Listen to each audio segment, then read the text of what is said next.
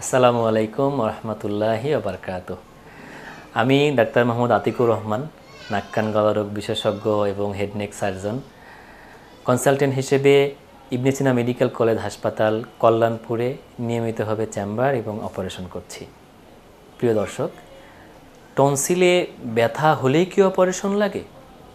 বা টনসিলটা বড়, হা করে দেখলে বড় বড় টনসিল দুই পাশে, এটা কি অপারেশন লাগবে?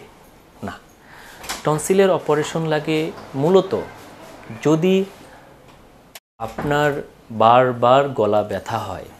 টনসিলের ইনফেকশনের কারণে যদি বছরে 4-5 বারে গলা ব্যথা হয় এবং টনসিলটা এত বড় যেটার জন্য আপনার ঢোক গিলতে কষ্ট হয় বা খাওয়া দাওয়া করতে কষ্ট হয় বা রাত্রে ঘুমাতে অসুবিধা হয়, নাক ডাকা বা মুখ হা করে ঘুমানো, এই জাতীয় সমস্যা হলে সাধারণত টনসিল অপারেশন লাগে।